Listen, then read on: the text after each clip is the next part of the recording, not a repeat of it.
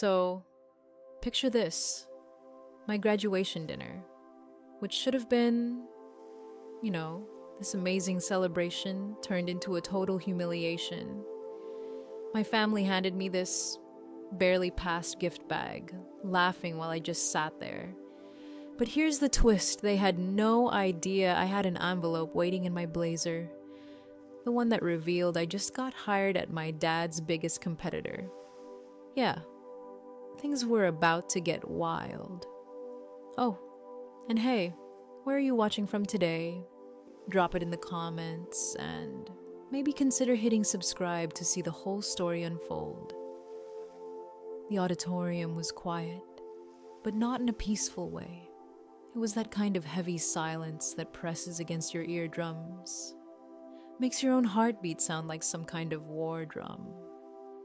I sat there in my velvet-covered seat, knuckles white as I gripped the armrests, scanning the room like I was expecting some miracle that wasn't coming. Around me, the air was thick, cheap perfume, stale coffee, that buzz of nervous energy people always bring to these things. Families huddled together, whispering, adjusting tassels, double-checking cameras, everyone else somehow connected. And then there was me, looking at the 3 empty seats reserved for my family. Empty. Of course they were.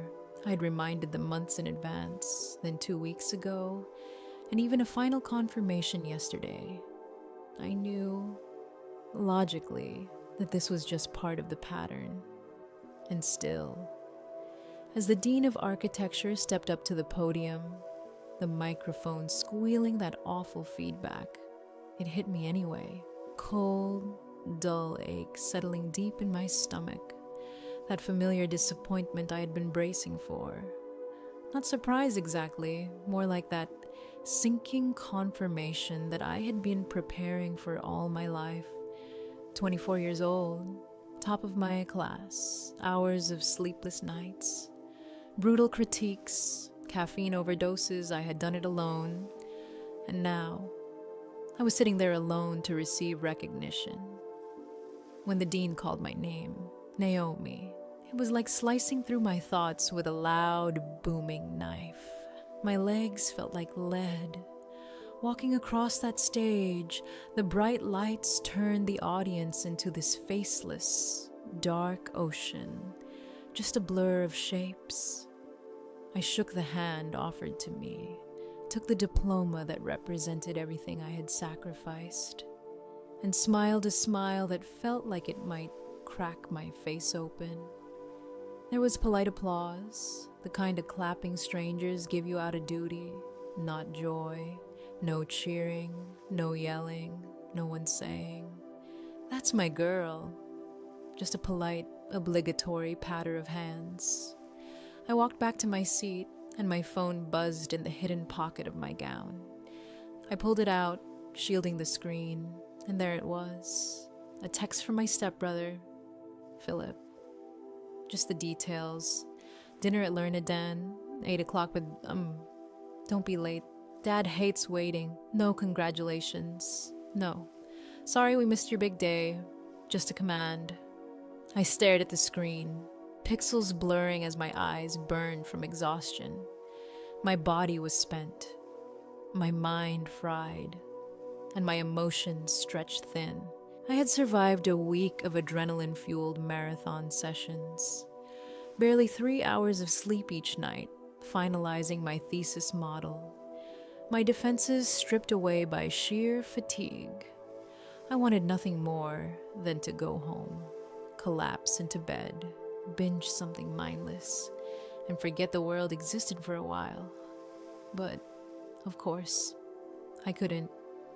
If I didn't show up, it would be the next example of my supposed ungratefulness, my lack of family values, my emotional instability. I let out a slow breath, inhaling the dust and old theater smells, and typed back, "I'll be there." Even in that moment of exhaustion, I didn't know that walking out of that auditorium clutching my diploma felt like stepping toward the end of my life as I had known it. Betrayal waited at that dinner table, and it was going to be worse than the loneliness echoing inside me now. This wasn't just heartbreak, it was a shattering of an illusion of family I had held on to for decades. Lernadan was the kind of place my father loved. Cold, intimidating, expensive, the kind of place that makes you feel small if your watch isn't flashy enough or your shoes not right. Dim lighting, blindingly crisp white tablecloths, waiters moving with silent, terrifying precision. I arrived exactly at 8 p.m., having changed out of my gown in the university bathroom, slipping into a modest black dress with a blazer I had snagged on sale. Professional, respectable, or so I thought. As the hostess led me through the dining room, I saw them, my family, at a large circular table in the back. Picture perfect, like a magazine spread. Only it was one of those magazines about wealth and status, not warmth. Frederick at the head of the table, scotch in hand, scrolling on his phone. He didn't even look up. Elena, my stepmother, next to him in a dress, probably worth more than a semester of my tuition. Laughing at something Philip said, Philip leaned back in his chair, smug as ever, confidence unearned but loud. And Sophia, the stepsister, golden child, taking a selfie with her wine glass. Perfect angle, perfect bracelet flash. "Hello," I said, voice small, swallowed by the cavernous room. Conversation didn't stop, didn't pause, as if my presence was an inconvenient ripple to adjust around. "You're late," Frederick finally said, eyes cold, gray, scanning me from head to toe. "It's 8 o'clock on the dot," I said, checking my watch. Traffic from the ceremony. Elena waved her hand dismissively. "The ceremony, those things are so tedious," she said, "much more civilized just to meet you here." I took the only empty seat, slightly awkward. Out of the circle, an afterthought, I had graduated with honors. "That's nice, dear," Elena said, voice dripping fake sweetness, like congratulating a toddler for using the potty. Philip snorted. "Surprised is one word for it. I thought you'd end up in retail." I tried to keep my voice steady. "Architecture is a lot of math, Philip. I handled it fine." "Art degree, fancy name," he replied, smirking. "Dad builds skyscrapers. You draw pretty pictures." I looked to Frederick, expecting correction. He just swirled his drink, faint smile, no intervention. "Let's not argue on her big night," he said, implying I was the one creating tension. Then Elena leaned in. "We have a gift for you," she said. For a brief, maybe foolish second, I thought maybe they were proud.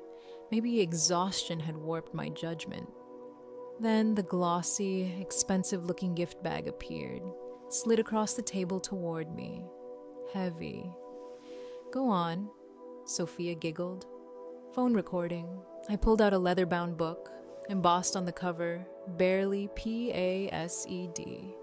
Inside, brochures for temp agencies, barista courses, backup plan pamphlets. The table erupted in cruel laughter. Philip smacked the table. Sophia covered her mouth, shaking with mirth. Even Frederick chuckled, deep and rumbling. It wasn't warm. It was predatory, mocking. I sat frozen, humiliation burning under my skin. They had planned this, custom-ordered a prop to mock my achievement. They saw a victim, the girl they once thought they could crush. But here's the thing, they forgot one crucial detail. I was observant. I had been watching them, every smug glance, every cruel giggle. and they didn't know what I had in my blazer pocket. The sharp edge of the envelope pressed against my ribs. That envelope, my secret weapon, was about to change everything. I asked, voice steady, "You really didn't think I'd make it?" Alina tried to pat my hand, but I pulled away. "It's not about love," I said. "It's about limitations." I looked down at the pristine white tablecloth, and in that moment, I realized that the weight of the last 24 years, the childhood of trying to earn a place, of paintings tossed in the trash, of being constantly defined as lesser, was about to shift. That day, in that auditorium, I felt the exhaustion, the isolation, the subtle ache of carrying the invisible burden of expectation and dismissal.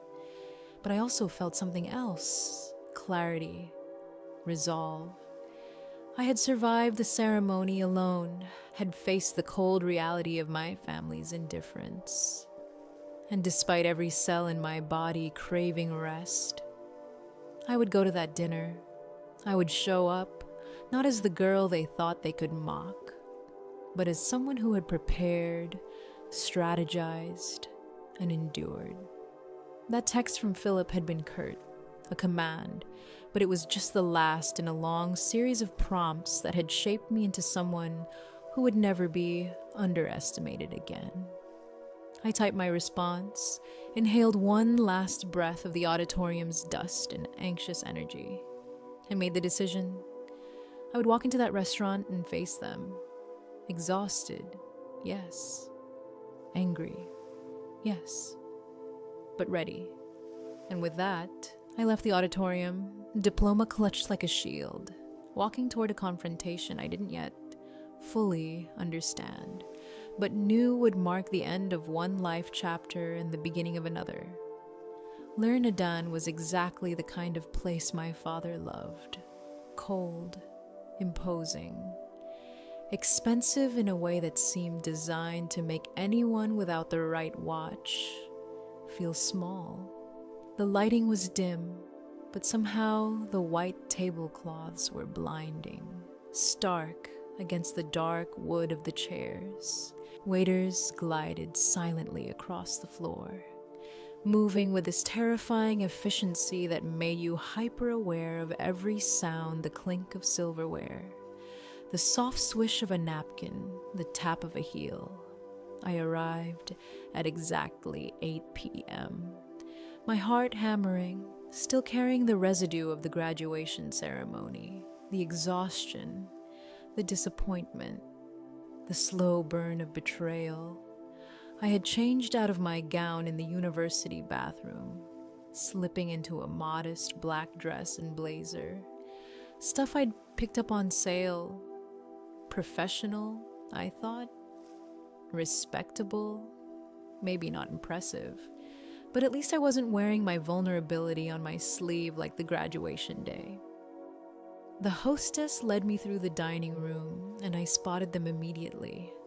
There they were, near the back, arranged like a family photo meant for a magazine that celebrated wealth, not warmth. Frederick at the head of the table, scotch in hand, eyes glued to his phone. He didn't even look up as I approached. Alina next to him, dripping in an expensive dress, laughing at some comment Philip had made. Philip leaned back in his chair with that same air of unearned confidence. And Sophia, my stepsister, taking a selfie with her wine glass, perfectly angled, bracelet catching the light just right. I said, "Hello," my voice feeling swallowed by the cavernous room. They didn't pause. Conversation trailed off slowly, almost reluctantly acknowledging me, as if my presence was this minor inconvenience they had to adjust around. Frederick finally looked up. "You're late," he said, scanning me from head to toe, cold and gray. I checked my watch. "It's 8 o'clock on the dot. Traffic was bad from the ceremony." Alina waved her hand dismissively. "The ceremony..." Those things are always so tedious. We thought it better to just meet you here, much more civilized. I took the only empty seat, slightly out of the circle, added as if by accident. I had graduated with honors. That's nice, dear, Alina said, the words dripping with fake sweetness. Philip snorted into his drink. Surprise is one word for it. I still remember when you failed that math test in 10th grade. I thought for sure you'd end up working retail. I tried to keep my voice steady.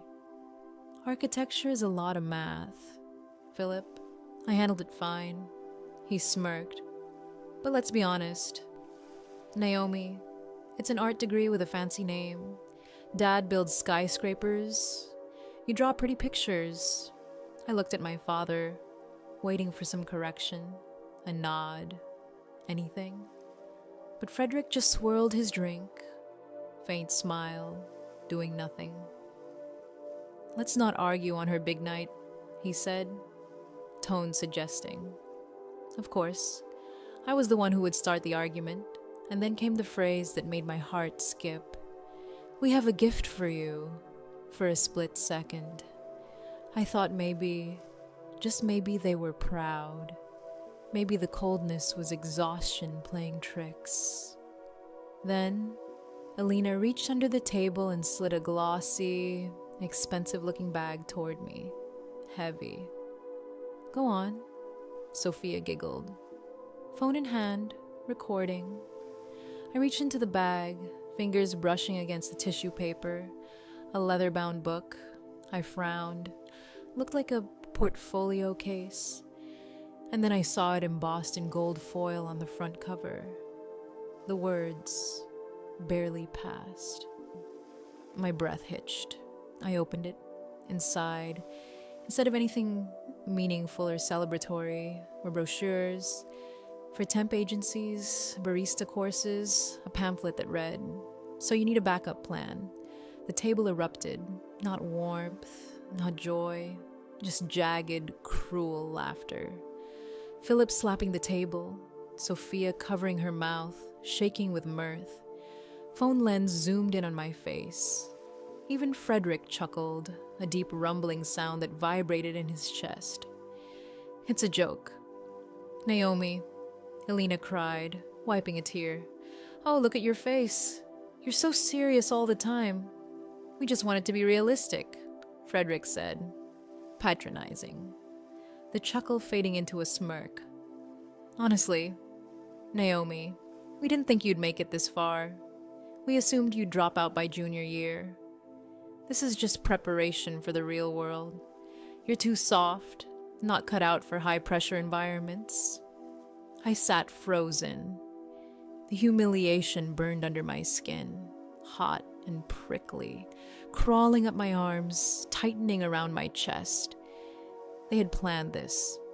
Custom ordered a prop to mock my achievement on the night I should have been celebrating. They saw a victim, the quiet, stuttering girl I used to be. Someone they could kick around, someone indebted to them for tuition. But they had forgotten one thing. They had forgotten I was observant. I had been watching while they admired themselves, laughed at my expense, and more importantly, they had no idea what I carried in the inside pocket of my blazer. I felt the sharp corner of the envelope pressing against my ribs. White, unassuming, but nuclear, ready to dismantle their perception of me in a single motion. The laughter and chatter filled the space around me, but inside, a cold clarity was forming. The sadness, the sting of mockery, began to fade, replaced by something hard and precise, like the skeleton of a building emerging after scaffolding comes down.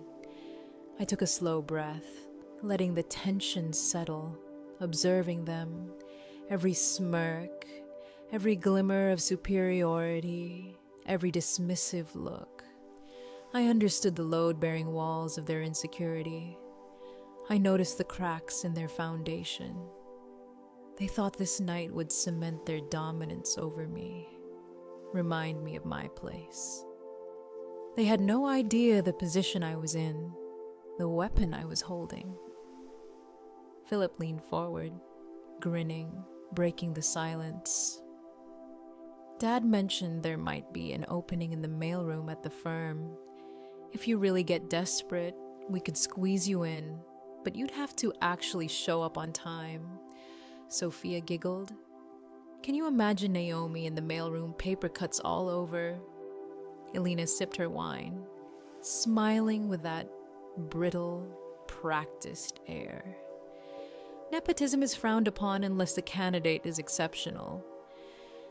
They were feeding off my silence. They thought I was stunned into submission, thought I would hang my head, accept the barely passed bag, and beg for a menial job. I looked at the waiter refilling my water, then the chandelier above us, took a deep, slow breath. That sadness I'd felt earlier evaporated, replaced by focus, by clarity. It was almost dizzying, the way my mind cleared, pinpointing each insult, each patronizing word, each assumption they had made. Mailroom, I said softly. Frederick frowned. What was that? I said louder. Mailroom. I reached for my water glass, took a sip. Generous offer, Philip, but I don't think I'll be needing it. Frederick's eyes narrowed, the shark in him sensing a shift in the water. He didn't like surprises. Do you have a lineup of firms begging for you because the market is tough? Naomi, especially for mediocre graduates. I smiled faintly, voice steady, gaining strength. Actually, I do have a job lined up. Helena rolled her eyes. Starbucks doesn't count. Sweetie? Not Starbucks, I said. Not a temp agency either. Hands sliding into my blazer, my fingers closed around the envelope. Cool, smooth, weighty. I continued, voice rising subtly, unwavering. It's a position with a significant signing bonus. Enough to pay back every cent you loaned me for freshman year and enough to cover tonight's dinner. Frederick stopped swirling his drink, eyes narrowing, sensing a shift he couldn't control. What are you talking about? He demanded. I pulled the envelope out, the moment, the pivot upon which my entire future teetered, laid bare. I wasn't seeking approval anymore. I was an architect, ready to demolish their house of cards. The clarity inside me wasn't anger. Not yet. It was cold, precise, like a structure revealing itself. I could see all the lines, all the weaknesses, all the absurdity of their smug performance. My past, the isolation, the constant undermining, the forced sense of inadequacy, everything crystallized into a single, sharp point. This wasn't humiliation anymore. It was a stage, and I had rehearsed my moves silently, strategically, for years. I felt that envelope, white and unassuming, pressing against my ribs. The potential inside it, the revelation of everything they had underestimated, the culmination of every sleepless night, every moment of striving, every careful plan I had executed without their knowledge. It was electric. And yet, I kept my voice calm, measured, conversational as I prepared to let the rest of the night unfold. The dinner room, their laughter, the glances exchanged, they thought they were in control. But control was slipping from their fingers. And me, I was ready.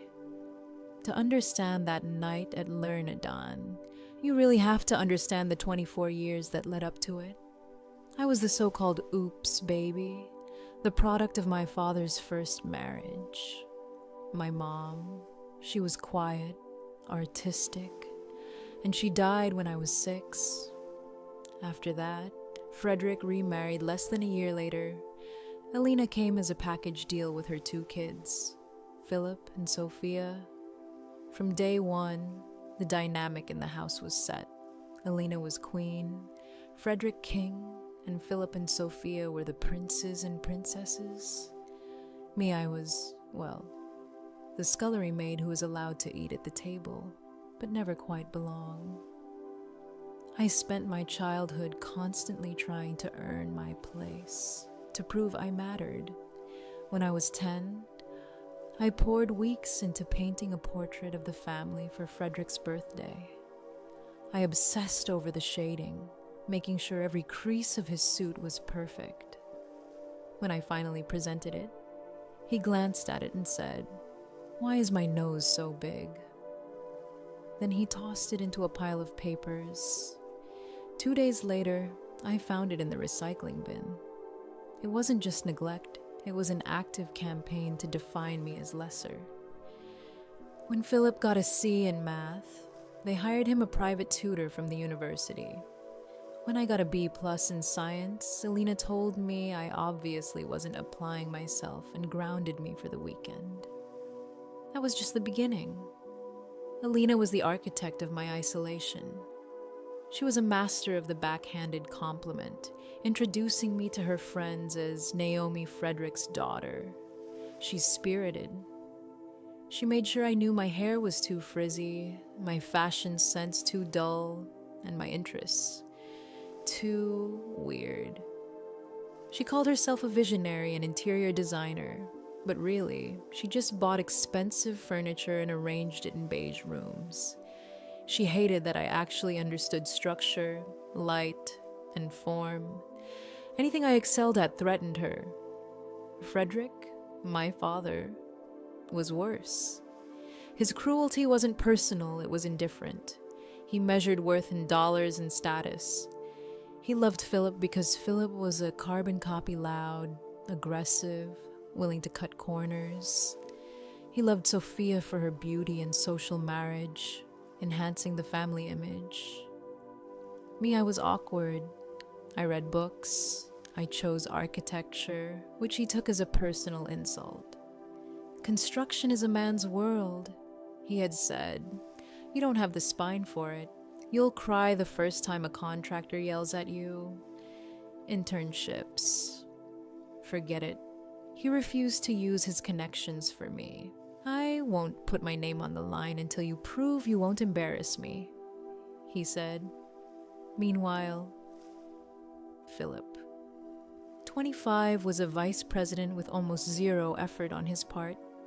And I worked 3 jobs, paid for supplies, interned for free, sacrificed everything, all to prove him wrong. Parties gone, friends lost, nights in the studio replaced them, ulcers forming from stress while maintaining a 4.0 GPA and library shifts. I did it with a desperate hope that one day Frederick would say, "Good job." But watching him that night across the dinner table, I realized it would never come. Frederick leaned back, swirling his scotch, looking at me with that mixture of pity and disdain, polished on the outside, cruel underneath. If I failed, he was right, and he loved being right more than he loved me. I had been trained, not by love, but by neglect and cruelty, to survive in the coldest conditions. Every backhanded comment, every dismissal, every smirk or glance that minimized me, it was fuel. It sharpened my observation, honed my awareness, and built a strategic mind before I even knew it. I could read people the way I read blueprints, notice weaknesses and stress points in their behavior. I understood the unspoken rules of power, of family hierarchy, and how easily it could be weaponized against me. It wasn't just humiliation, it was preparation. The repeated pattern of being compared unfavorably to my siblings, being told I was too soft, too awkward, too impractical, created a determination that was as cold and exacting as any architecture I would later design. I learned to notice every micro-expression, every unguarded gesture, every flaw in the walls people build around themselves. I became the kind of observer who could anticipate, plan, and strike at the precise moment when the balance of power shifted. And those nights of tears in my bedroom, of silent fury at injustice, were my secret workshops. I built a mindset, a resilience, a quiet reckoning. While they laughed, I learned. While they dismissed me, I documented every slight, every word that diminished me, storing it carefully for when I would need it. Philip's smirks, Sophia's giggles, Alina's subtle manipulations, Frederick's indifference. They weren't just moments of pain, they were lessons. Each moment of comparison, each insult, each moment I was made to feel lesser, forged a toolkit for strategy and survival. When Alina introduced me as spirited to her friends, it stung, but it also made me aware of public perception, the way words could subtly control narrative. When Frederick refused to help with internships, that taught me self-reliance, the necessity of building my own path without permission, and the countless times I had to sit silently, absorb the judgment. While Philip and Sophia were praised or given opportunities, they taught me patience, observation, and the power of waiting for the perfect moment. Those early experiences weren't just hardships, they were my crucible. Each slight, each rejection, each sneer, each comparison planted a seed of resolve. I learned not just to endure, but to convert every moment of neglect and cruelty into insight and preparation. It was exhausting. Yes, heartbreaking at times, and unfair, but it made me precise, calculated, strategic, and patient. I had to be, because I wasn't allowed the shortcuts that my siblings had. I wasn't allowed the grace of indulgence or the presumption of competence. Everything I achieved by sheer will and planning. And that, I realized later, made me almost untouchable in ways they couldn't imagine. When I sat at that Lernadan table, watching their smug enjoyment, I knew the historical weight of my life had built up to this moment. Every backhanded compliment, every dismissal, every manipulated expectation had prepared me to respond with clarity and precision. I didn't have to be angry to be effective. I just had to act. And the plan, the strategy, the subtle reckoning was already in motion. The victim of childhood neglect, the target of deliberate undermining, had been replaced by a strategist who knew the architecture of human behavior as intimately as any structural blueprint. And that inner understanding, formed over decades, was now my secret weapon. While they laughed, oblivious to the depth of my awareness, I was calm, watching, waiting, calculating, every instinct honed over years of observing favoritism, cruelty, and backhanded praise, told me exactly how this night would unfold and how I would finally tip the scales. The very things that had hurt me the most, the comparisons, the scorn, the indifference, they were the tools I had needed to navigate, survive, and ultimately overturn the expectations of my family. And in that quiet, intimate reflection, I could feel it, the resolve that had been built brick by brick over my childhood. The quiet fire that would guide me through the rest of the evening, and ultimately shape the path of my life going forward. The moment I realized just how deep my father's interference went was a punch to the gut. It wasn't just that he refused to help me. I found it completely by accident. One Sunday at the family house, Frederick had left his iPad unlocked on the kitchen counter while he took a call. I was looking for a recipe, really, but the screen caught my eye. There it was, my name in the subject line of an email to Kaufman and Associates, one of the firms I'd applied to. My heart started hammering before I even clicked. David, I saw Naomi applied to your firm. Do me a favor and toss it. She's unstable. Lots of personal drama. Doesn't take direction well. I'm doing you a favor. She needs to learn the hard way before she's ready for a real firm. Reading those words, my chest tightened as if someone had shoved a brick against it. He wasn't just refusing to help me, he was actively sabotaging me. He had made calls, leveraged favors, ensured that I would fail, just to prove some twisted point that I wasn't cut out for success. And all the while, I had been working tirelessly, paying for my own supplies, juggling internships, grinding away with zero assistance. I felt like I'd been punched in the throat, every aspiration strangled before it could breathe. I closed the email, wiped my fingerprints from the screen, and just walked away. No yelling, no tears, just this cold, silent clarity settling in. The victim inside me died that day. What emerged was something sharper, a strategist. If Frederick wanted to use his name as a weapon, I'd simply remove it from the equation. I had to, because if I played by his rules, I was doomed. I thought about Sterling and Hallow, the one firm Frederick despised more than any other, where he built cheap, fast, massive structures. They created innovative, sustainable, artistic projects. They were his direct competition for municipal contracts. And Frederick hated Arthur Sterling with a passion that bordered on obsession. Perfect, risky.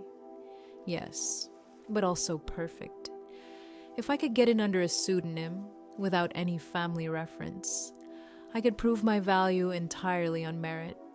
So, I did it.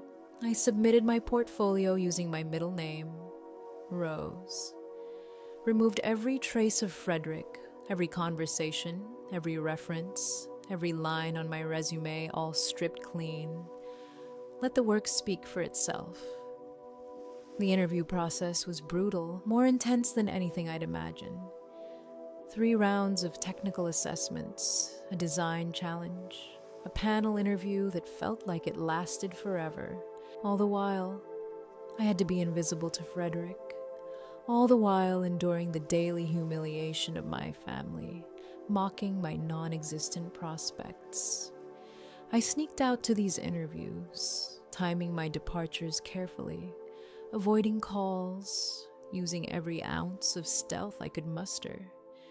The final interview was with Arthur Sterling himself, older, kind eyes, sharp as a tack. He examined my proposal for an urban vertical garden, scrutinized every line, every rendering. Then he paused and said, "This is exceptional, Miss Rose, but HR tells me there's a discrepancy with your background check. Your name isn't Rose." My stomach flipped. This was it, the critical moment. I straightened up. "No, sir. My name is Naomi. My father is Frederick." The room went silent, every partner exchanging glances. Arthur removed his glasses and cleaned them slowly, letting the tension hang. "Frederick's daughter," he said, his voice unreadable. "Does he know you're here?" "No, sir," I said, as clearly as I could, "and he won't." I could feel the weight of that statement. My father was actively blacklisting me, trying to trap me, to make me dependent. But I was stepping out of that shadow. I continued, voice gaining strength. I came here because you value innovation and he values obedience. I am not my father, Mr. Sterling. And if you hire me, I will work twice as hard as anyone else just to prove it. Arthur studied me, eyes narrowing, analyzing every word, every inflection, every subtle measure of confidence. Minutes passed, though it felt like hours. Then a slow smile spread across his face. I know your father, he said softly. And I know he's a bully. I've seen him do it to contractors. I'm not surprised he'd do it to his own blood. He tapped my portfolio. We don't hire names here, Naomi. We hire talent. And this is talent. He slid a folder across the desk. I felt my pulse race. The offer letter sat there, heavy with possibility. Junior architect, starting salary almost double the industry standard, plus a signing bonus. Welcome to the team, Arthur said, a wink accompanying his words. We're going to build great things and it's going to drive Frederick absolutely insane. I walked out of that office, floating, the secret I had carried, enduring their insults. The barely passed bag, the smug looks they were all weapons now, and the perfect moment was approaching. When I saw Frederick's smug face across the dinner table at L'Ernedan, I knew it had arrived. A job. Alina laughed, nervous and high-pitched. Oh, honey, did you get a shift manager position at the Gap? I ignored her. Open the envelope, Frederick, I said, sliding it across the table past the breadbasket, past the barely passed bag, until it rested next to his scotch. Frederick's amusement faded, replaced by flickers of annoyance. He didn't like that I wasn't crying, didn't like the steel in my voice. He picked up the envelope, tore the seal sharply, pulled out the cream-colored stationery, and scanned it. The moment the words Sterling and Hallow registered, I saw his face drain of color, the jaw muscles locking tight for a solid 5 seconds. He didn't breathe. What is it? Philip asked, leaning forward, sensing the shift. Is it a lawsuit? Did she get arrested? Frederick didn't answer, his hands trembling slightly. This, he whispered hoarsely, this is a joke, a forgery. It's not a forgery, I said, my voice cutting through the restaurant noise. It's a signed contract. I start Monday, leading the design team for the new waterfront park project. Philip choked on his water. The waterfront project. We bid on that. Dad, didn't we lose? Frederick roared. Shut up, Philip. The room froze. Heads turned. Waiters stopped mid-motion. Frederick never raised his voice in public. This was rare, unnerving. Sterling. You went to Sterling, my enemy, I replied calmly. I went to the only firm in the city that judged me on merit. Not your lies. I know about the emails. Dad, I know you tried to blacklist me. I know everything. Alina gasped. Frederick slammed his hand on the table, silverware jumping. She needed to be humbled. She needed to learn her place. I looked at him steadily. My place isn't in your shadow, and it certainly isn't in your mailroom. My place is at a firm that respects me. He hissed. You are ungrateful. I fed you, clothed you, paid for your school. You paid for nothing. I corrected him, placing a check for my signing bonus on top of the offer letter. That covers freshman year with interest, and tonight's dinner. I'm done trying to prove anything to you. My legs shook, not from fear, but adrenaline and liberation. Philip and Sophia froze, their phones lowering. Alina looked terrified, realizing the balance of power had shifted violently. Frederick looked small, no longer a titan of industry, just a bitter man who had miscalculated entirely. I had waited. I had planned, and it had paid off. The victim, the girl who endured insults and sabotage, was gone. In her place was someone who had played the long game and now had all the pieces in place. The envelope, the signing bonus, the careful secrecy, it was a perfect execution of strategy born from years of observation, neglect, and preparation. I could feel the cold clarity I had first sensed at that table forming fully, a skyscraper of resolve, every brick laid during decades of subtle cruelty and dismissal. I had transformed, silently and completely, from a victim into someone who could control her own narrative, her own destiny, with patience, precision, and confidence. And it all started with recognizing the sabotage, allowing the anger to sharpen into focus, and acting cautiously but decisively to secure the future I had earned, one meticulous step at a time. The restaurant felt colder than usual that night, though I suppose it had always been cold, the kind of place that makes you feel small if you're not wearing the right watch or the right smile. I slid into my seat, placing the envelope carefully in my hand, hidden under the table.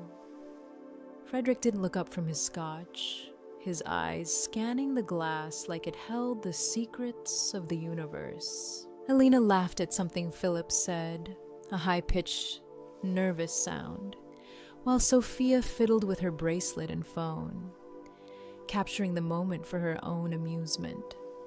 I exhaled slowly, letting the tension build just slightly, letting them underestimate me like they always had. "Open the envelope, Frederick," I said, sliding it across the crisp, white tablecloth. The gift bag, the barely past mockery, was still there, looming as a reminder of the night's cruelty, but I ignored it. The envelope rested beside his scotch, simple, unassuming, yet lethal in content. Frederick picked it up, fingers slightly trembling. The amusement in his eyes flickered, replaced with that tiny spark of annoyance. The first sign he wasn't in full control. He paused, tearing the seal with a sharp rip. Sophia leaned forward, curiosity barely contained. "Is it a lawsuit?" she whispered. Philip nudged her, whispering, "Or did she get arrested?" I stayed calm, deliberate, patient. This was the moment I had waited for. Slowly, Frederick unfolded the cream-colored stationery, scanning the header. His eyes registered the words Sterling and Hallow, and I saw at the slow fade of his amusement. Color drained from his face, muscles in his jaw tightening.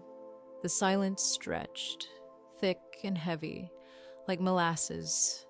Finally, he let out a strangled croak. This is a joke, a forgery." I shook my head, lifting my gaze to meet his. "It's not a forgery," I said, voice steady but carrying just enough weight to command attention. "It's a signed contract. I start Monday. I'm leading the design team for the new waterfront park project." Philip choked on his water, eyes widening. "The waterfront project. We bid on that.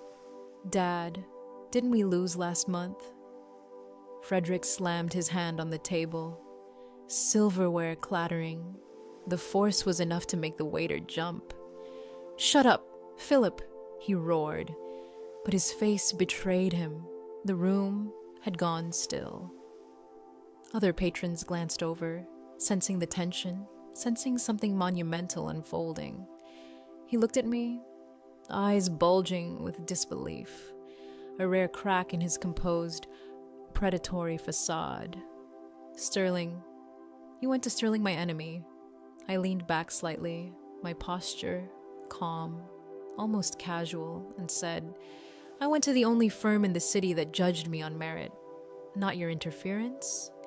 I know about the emails. Dad, I know you blacklisted me.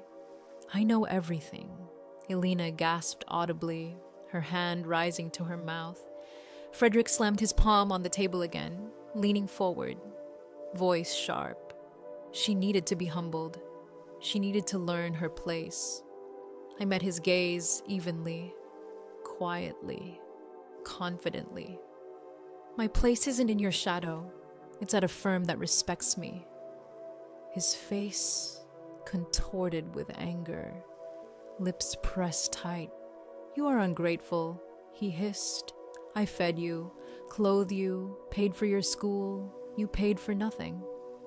I lifted a hand, placing the second item on the table, the check from my signing bonus. That covers freshman year tuition with interest, I said, voice calm but cutting through the tension. And tonight's dinner, you can keep the barely passed bag. Philip's jaw dropped. Sophia lowered her phone, shock spreading across her face. Elena froze, realizing the dynamic had just shifted violently. Frederick sat back, stunned, looking smaller than I'd ever seen him. The titan of industry was now a man cornered, and for the first time, completely human in his fury. I felt a surge of clarity, the cold, hard realization that the years of planning, of observing, of surviving had built to this precise moment. Every insult, every underestimation, every quiet cruelty had been laying the foundation for this.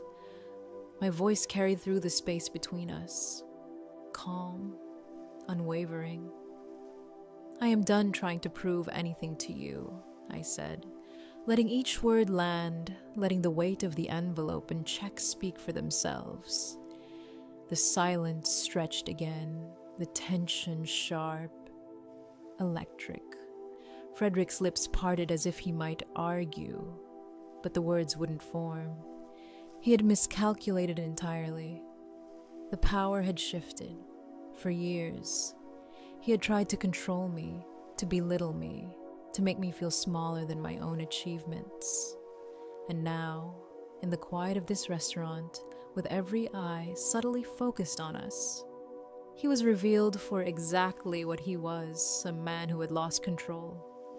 Naomi, sit down, he commanded, but his voice lacked its usual authority. You walk out that door, and you are done in this family. You hear me? Done. I picked up my purse slowly, looking him dead in the eye. Frederick, I said, using his first name for the first time. I'm done. My legs shook slightly, not from fear, but from the adrenaline of finally releasing the burden I had carried for decades. I stood, leaving the envelope, the check, the barely passed bag behind. Each step toward the exit felt like walking through a dream. Eyes followed me, patrons sensing the shift, but for once, I didn't feel self-conscious. The heavy cloak of their expectations was falling away, and I could breathe freely. Finally, Frederick, Elena, Philip. Sophia, they remained frozen. The entire table a tableau of shock and disbelief. The carefully curated armor of smugness, of superiority, of control, had cracked, exposing the fragility beneath. I pushed through the glass doors, stepping into the cool night air. The city felt alive, expansive, full of possibility. I breathed deeply, tasting the freedom, the wind carrying away the weight of the past. My phone buzzed instantly. Calls, messages, notifications, but I ignored them. Frederick's rage, their incredulity, the sense of being undone, it was no longer my burden to carry.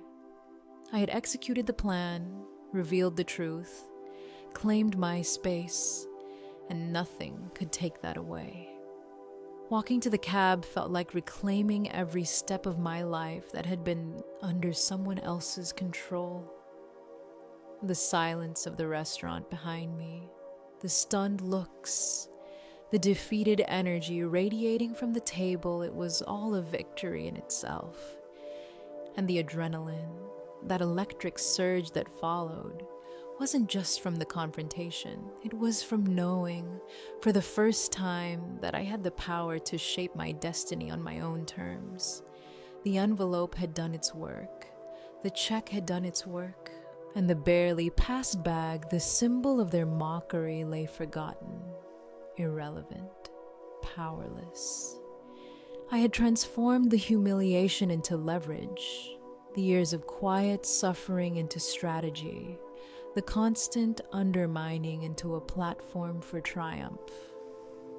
The walk to the cab was deliberate, measured, a reflection of the clarity I now held. Frederick's attempts to control, to diminish, to dictate my path were exposed for what they had always been: insufficient against truth, talent, and careful planning. I leaned back in the cab, letting the cityscape blur past, the lights and movement reflecting the liberation I felt. Every breath, every heartbeat was mine. I had waited decades, in a way, for this exact balance of timing, knowledge, and confidence to align. And it had, spectacularly, the dinner, the envelope, the revealed job. It wasn't just about proving them wrong. It was about reclaiming myself and my voice, my value. Frederick had thought he was the architect of my fate, but the blueprint had been mine all along, carefully drawn, carefully executed, and finally revealed. The night after the dinner, my phone wouldn't stop buzzing. Calls from Dad, Philip, Elena, all piling up at once. I just didn't answer. I set it on Do Not Disturb, but the notifications kept lighting up, like they thought sheer persistence could undo what I'd just done. Philip's texts were frantic, disbelief spilling over in every word. Elena was panicked, pleading, and Dad, well, he was rambling, drunk, desperate to pull me back into a drama he no longer controlled. And me, I felt a strange lightness, a relief I hadn't expected. It was exhausting to hold all that tension, and suddenly it was gone. I could breathe. Finally, just breathe. The next morning, I had to focus on something tangible, something real. Sterling and Hallow, my first day, my first meeting, the real beginning of what I'd been working toward in secret. I dressed in my best suit, nerves knotting my stomach in a familiar but welcome way. The lobby felt huge, intimidating, yet different from the restaurant. Here, I was stepping into opportunity, not humiliation. The receptionist's voice broke through my swirling thoughts, calm, precise. "Miss Naomi, Mr. Sterling wants to see you in his office immediately." My heart sank for a moment. Wait, had something happened? Did Frederick make a call overnight? I approached the office, hands slightly sweaty, every step measured. The glass door was open. Arthur Sterling stood by the window, arms crossed, staring at the skyline. He turned as I entered, face serious, unreadable. "Close the door, Naomi," he said, and I did, standing there, bracing for the worst, expecting some kind of reprimand, some sudden reversal of fortune. "I can explain," I started, but he interrupted, calm but firm. "Your father, he called you at 6 this morning." I closed my eyes, realizing I had nothing to fear here, that this was not another trap. I shook my head, swallowing the tension in my throat. "I'm sorry, I didn't want drama," I said softly. He laughed, a dry bark of a laugh that seemed to release the tension in the room. "Come look at this." He gestured toward his desk. I walked over, cautious, and saw a legal pad with notes scribbled across it. He tapped it lightly. "I'm offering you a joint venture on the Midtown Plaza project, a project worth millions." And yes, we will drop our opposition to your zoning permit if you agree to one condition. My stomach dropped, pulse racing. That I fire you, I whispered, unsure if I'd heard correctly. Yes, that you fire me, he confirmed. Then he explained carefully that he had been lied to, manipulated, threatened by Frederick claims that were utterly false, meant to prevent me from joining. My relief was immediate, but so was my resolve. I could feel my confidence growing, the clarity sharpening, the nervous knots in my stomach transforming into focus. I wasn't just being protected from Frederick's interference. I was being entrusted with responsibility, with opportunity. Arthur's words confirmed it. You are the lead on this. Your talent is what matters, not your last name. Build the project, make it exceptional. I nodded, a quiet smile forming. The fear of being sabotaged, of losing control again, melted away, replaced by a crisp sense of empowerment. I understood now this was what strategy and patience had earned me. The room, the morning, the offer, it all aligned. Frederick could rage, panic, call, beg, but here, in Sterling and Hallow's office, I was free. The transition from fear to empowerment was almost tangible, a physical shift. My hands unclenched, my chest expanded, and I felt the nervousness that had ridden me through the dinner and the night before settle into steady anticipation. This was it, the first day of the life I had quietly built, one that was mine entirely, without interference, without doubt, and with clarity that I can finally, fully see. 6 months later, the architecture gala arrived, and I hadn't wanted to go. The thought of seeing my family made my stomach twist, but Arthur Sterling insisted. He said I needed to be seen, that as the lead on the waterfront project, my presence mattered. So I went. I wore a deep emerald gown, sleek, structural, it commanded attention. My hair was up, neck exposed. Vulnerability turned into confidence. Walking in on Arthur's arm, the room's eyes shifted. Not because I was Frederick's daughter, but because people were buzzing about the work I'd done. That narrative had changed. I wasn't the nepotism kid. I was the defector producing brilliance. And there they were, the family, near the bar, all smug and trying to look important. Frederick looked older, gray, strained. Alina's smile was brittle. Philip frantic, typing on his phone.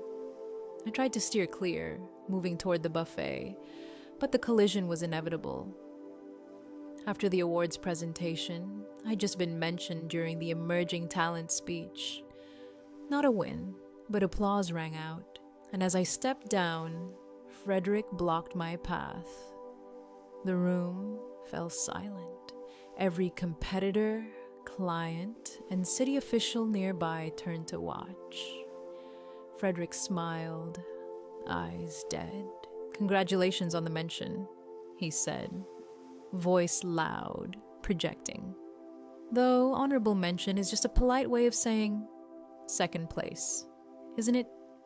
Heat rose in my cheeks, that old reflex to shrink. But I remembered the barely passed bag, the humiliation, the emails, the nights in the library. "Hello, Frederick," I said coolly. "Good to see you. I hear business has been slow." His smile faltered, a vein throbbing. "Business is fine.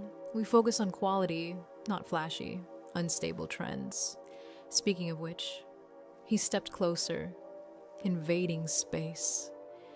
"I've been looking at your waterfront park renderings. They look remarkably familiar." Here it came, the desperate play. "Does it?" I asked, holding ground. "It does," he barked, raising his voice. "Exactly like a concept we were developing 2 years ago. Accusation hung in the air like smoke. Corporate espionage, reputation at stake. The crowd leaned in. Arthur stepped forward, red-faced. "Frederick, that's a baseless lie. That design is original." "Is it?" he sneered. "Or did she take sketches from my home office?" She was always sticky-fingered, desperate for approval. Sad, really. Philip, egged on, chimed in. "I remember those sketches, Dad. She used to look at them all the time." I glanced at him, then Frederick, reading desperation, panic. They assumed I was still the timid girl, but I was ready. "Interesting theory," I said, voice clear, projecting through the quiet. "But the timeline doesn't match." I pulled up my phone, showing photos, initial sketches, dorm models, emails all time-stamped years earlier. The city planner leaned in. "Verification obvious?" The whispers spread, eyes widening. Frederick's face turning purple, jaw locked.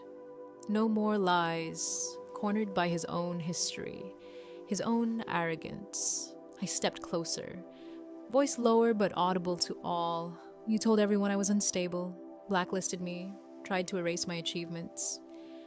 And here I am, standing on my own, respected, independent, while you stand trying to take credit for my work." Elena reached for him. "Let's go," she urged. But he shook her off, glaring at me. Pure hatred.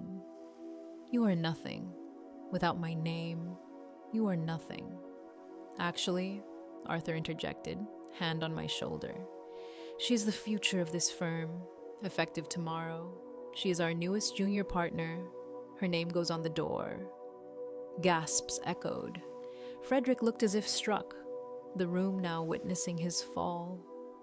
He spun on his heel, storming out, Philip and Elena scrambling behind him. The doors closed. Silence for 2 heartbeats.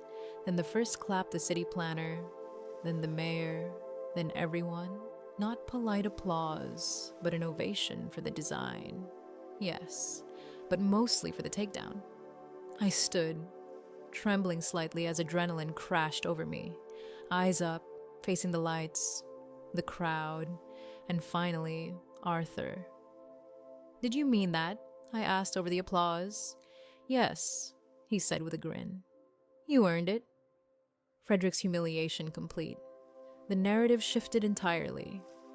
The room recognized merit over power, talent over manipulation, and for the first time, I could fully breathe, knowing every insult, every sabotage, every barely passed bag had been rendered meaningless in the wake of truth, skill, and timing. Victory had never felt this satisfying. Looking back, it's wild to think how far I've come from that humiliating dinner to standing on my own, building a life that's truly mine. I'm free, I'm proud, and honestly, I feel unstoppable. Every late night, every struggle, it all led here, to a place of independence and accomplishment. And, well, if this story resonated with you even a little, why not hit like, maybe subscribe, and tell me where you're watching from. I'd love to hear your thoughts.